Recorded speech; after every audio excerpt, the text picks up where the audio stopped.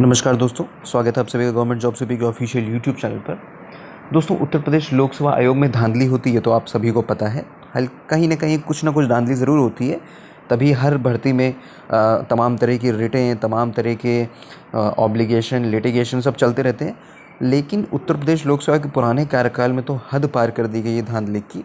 इतनी ज़्यादा मतलब धांधली, इतनी मतलब हर स्टेप पे धांधली की गई है।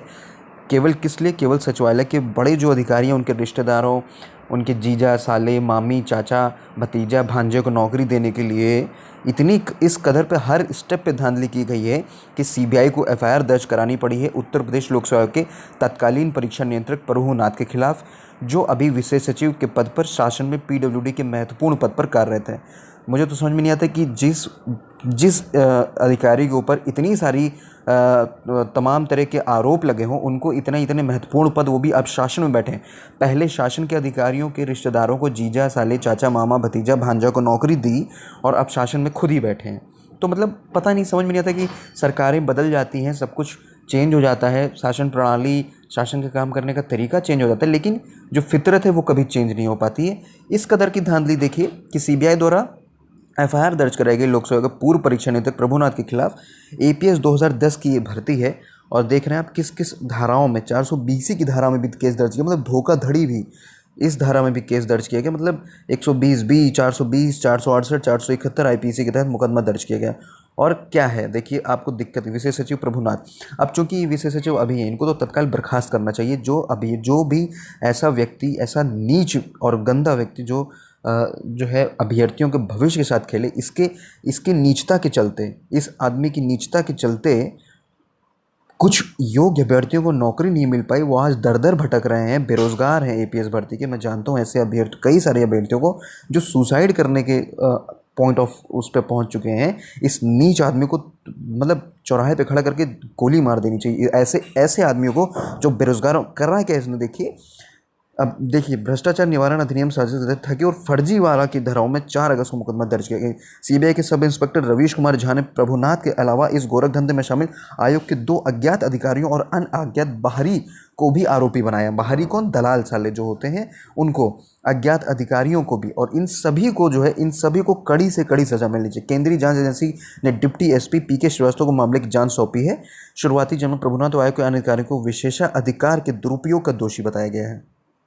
अब ये देखिए इन्होंने किया क्या है। जांच में पता चला कि 250 पदों पर की गई एपीएस भर्ती 2010 में हिंदी आशुलिपि परीक्षा में न्याय व कार्मिक विभाग से बिना परामर्श लिए गलती की छूट 5% के बजाय 8% करने का निर्णय 15 जून 2015 को आयोग की बैठक में ले लिया गया। मतलब कोई भी आप संवैधानिक संस्था हो, बिल्कुल मानते हैं आप कर सकते हो, लेकिन क्या आप शासन से किसी भी चीज़ की अनुमति नहीं लोगे? इतने बड़े आप हो गए हो कि 333 अयोग्य अभ्यर्थियों को भी आप पास कर दोगे। 15 जून 2015 को इन्होंने एक बैठक की, उसमें निर्णय लिया 135 अंकों की हिंदी आशुलिपि की शॉर्ट हैंड परीक्षा होती है के लिए अभ्यर्थी को कम से कम 125 अंक पाना अनिवार्य था। इस परीक्षा में 913 अभ्यर्थियों ने 125 अंक प्राप्त किए थे। अब 913 ने, जो उसने 125 अंक प्राप्त किए थे, उनको क्वालिफाई कराना चाहिए था आपको, लेकिन नहीं।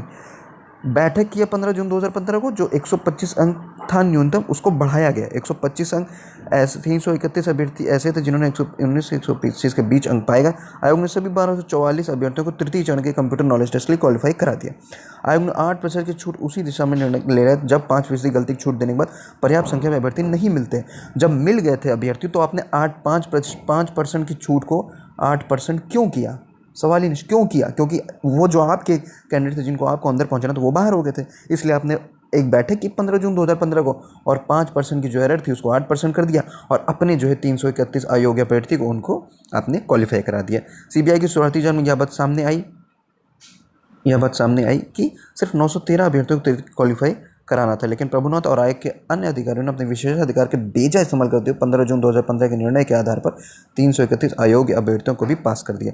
यही नहीं, आयोग के गोपन विभाग 3 ने भी कोई आपत्ति किए बगैर 1244 अभ्यर्थियों की सूची 19 जून 2015 को प्रभुनाथ के समक्ष प्रस्तुत कर दी।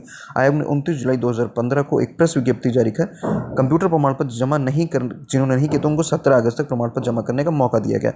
इसके अलावा देखिए, आयोग के प्रभुनाथ और आयोग के अन्य दोषी अधिकारियों ने समय सीमा बीतने के बावजूद कुछ अभ्यर्थियों का प्रतिवेदन और प्रमाण पत्र स्वीकार किया। इसमें कौन सा प्रमाण पत्र लगना है? Triple C. इन्होंने क्या किया है कि बाद का भी ट्रिपल सी एक्सेप्ट कर लिया, क्योंकि इनके जो कैंडिडेट थे उनके पास ट्रिपल सी उस समय का नहीं था, 2010 के समय का।